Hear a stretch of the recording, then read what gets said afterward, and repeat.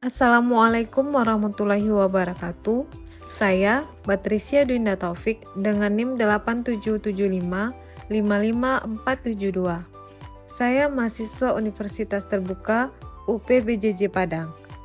Pada video kali ini, saya akan melakukan praktikum IPA di SD, yaitu lensa cembung dan cermin cekung. Sebelum kita melakukan percobaan, kita perlu tahu dulu apa itu lensa cembung dan cermin cekung.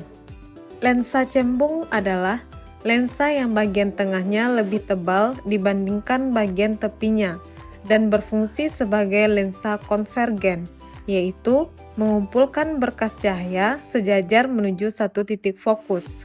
Sedangkan cermin cekung adalah cermin yang permukaan pemantulnya melengkung ke dalam dan termasuk cermin konvergen karena mampu memantulkan sinar sejajar menuju satu titik fokus di depan cermin. Tujuan percobaan lensa cembung dan cermin cekung yang pertama, menentukan jarak titik api lensa cembung. Yang kedua, menentukan kekuatan lensa cembung. Dan yang ketiga, menentukan jarak titik api cermin cekung. Oke teman-teman, ini sudah tersedia alat dan bahan yang akan kita gunakan dalam melakukan percobaan. Yang pertama ada lilin, ada sendok untuk pengganti cermin cekung, ada lensa cembung, ada korek, ada penggaris, lalu ada layar putih, dan alat tulis. Pada percobaan pertama ini, saya meletakkan lensa cembung pada jarak 10 cm. Di sini kita akan mencari titik fokus dari bayangan. Kita akan menggeser layar sampai terlihat titik fokus bayangan tersebut.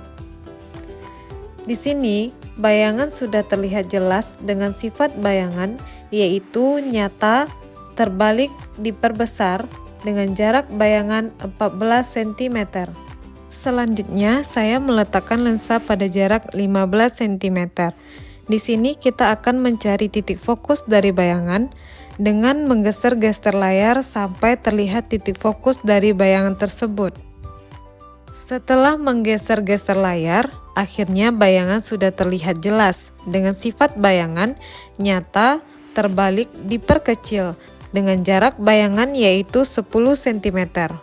Selanjutnya lensa diletakkan pada jarak 20 cm.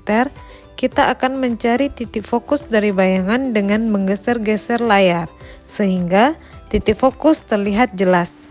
Di sini bayangan sudah terlihat jelas dengan sifat bayangan nyata, terbalik, dan diperkecil dengan jarak bayangan yaitu 7 cm.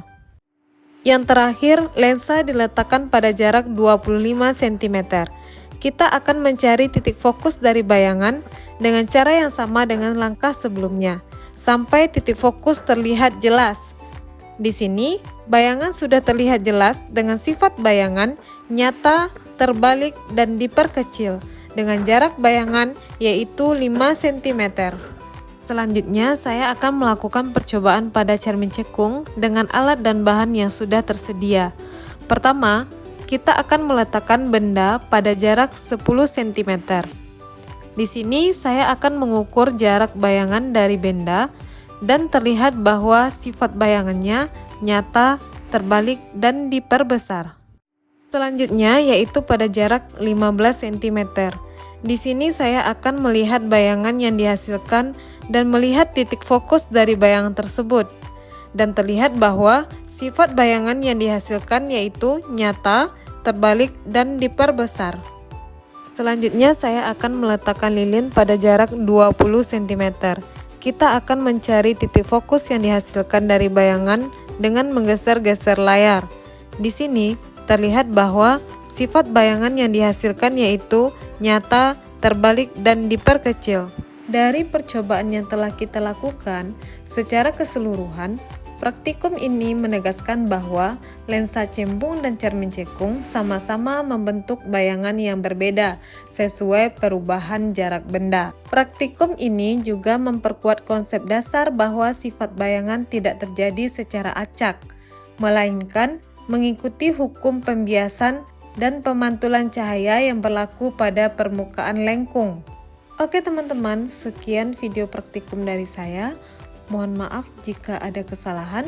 Assalamualaikum warahmatullahi wabarakatuh.